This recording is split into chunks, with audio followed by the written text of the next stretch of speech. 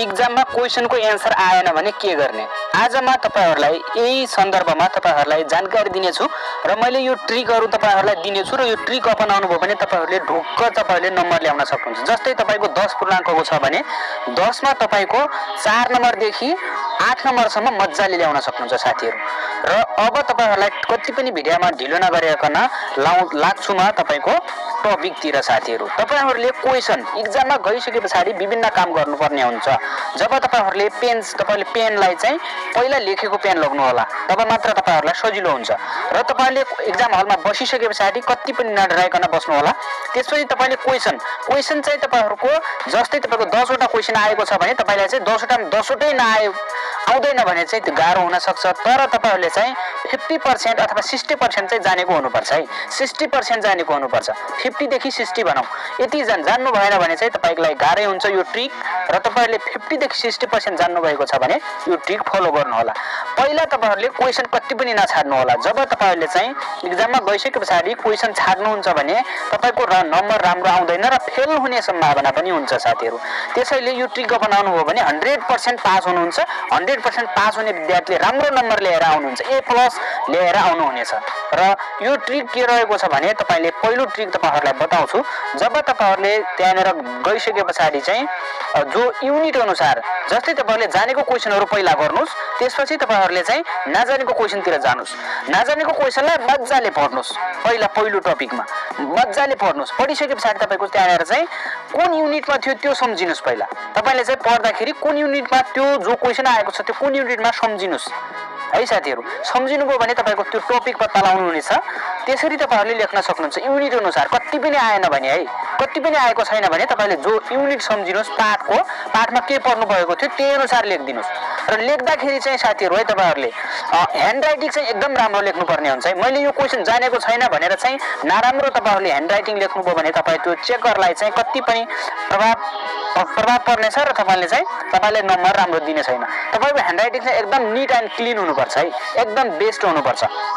किनकि जो तपाईले एन्सर लेख्नु भएको छ नि त्यो टपिक रिलेटेड लेख्नु भएको छ भने आउने सम्भावना चाहिँ 80% नम्बर आउने सम्भावना हुन्छ साथीहरु। त्यसैले तपाईले चाहिँ ह्यान्ड राइटिङलाई चाहिँ जो पहिला लेख्नुहुन्छ अरु त्यही तरिकाले लेख्नु होला। त्यसलाई हेलचक्रे चाहिँ नगर्नु होला। त्यसैगरी पोइन्ट वाइज लेख्नु होला साथीहरु। तपाईले पोइन्ट वाइज लेख्नुभयो भने एकदम प्रभाव पर्छ चेकरलाई।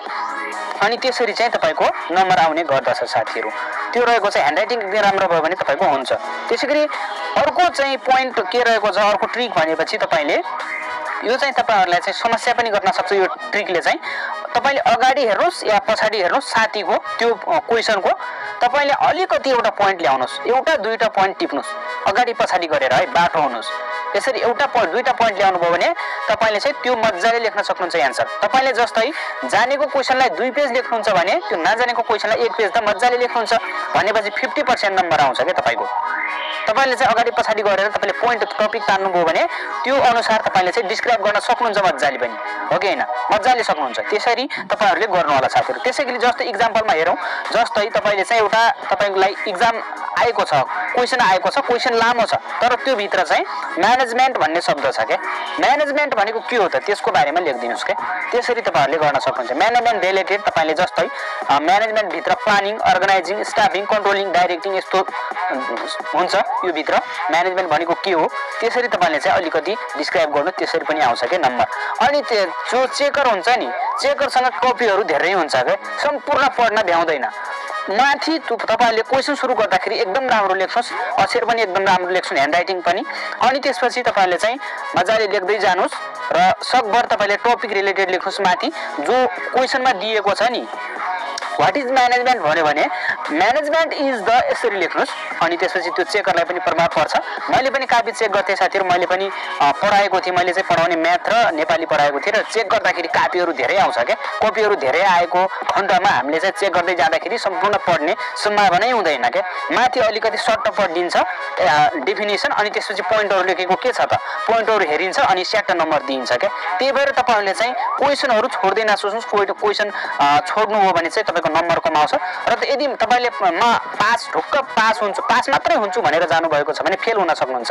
त्यसैले तपाईँले क्वेसनहरू सबै सल्भ गर्नुपर्ने हुन्छ। नजानेको क्वेसन र जानेको तपाईँको नजानेको क्वेसन धेरै छ जानेको थोरै छ भने पनि तपाईँ फेल हुन सक्नुहुन्छ।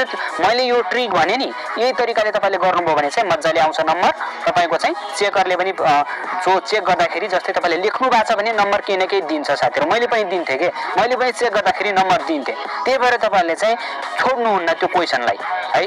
कति जान्नुभएको छ भने पाठ अनुसार लेखिदिनुहोस् अथवा पोइन्ट अनुसार अलिकति डिस्क्राइब गरिदिनुहोस् अथवा अगाडि पछाडि हेरेर त्यो पोइन्ट तान्नुहोस्, एउटा दुईवटा पोइन्ट तान्नुहोस् र लेख्नुहोस्। तपाईँको 100% नम्बर आउँछ। 100 त 100 पुरै जस्तै 10 नम्बरकोमा 10 चाहिँ नआउन सक्ला तर तपाईँको 4 देखि 8 भित्रमा चाहिँ मजाले आउँछ क्या। मैले दिन्थेँ त्यसरी, मैले त्यो अनुसार दिन्थेँ साथीहरू। यही रहेको छ आजको लागि ट्रिक रहेको छ। तपाईँले इक्जाममा कति पनि जान्नु भएको छैन क्वेसनको एन्सर भने यसरी तपाईँले डिल गर्नुहोस्, मजाले तपाईँले चाहिँ अङ्क आउँछ तपाईँको है साथीहरू। भन्दै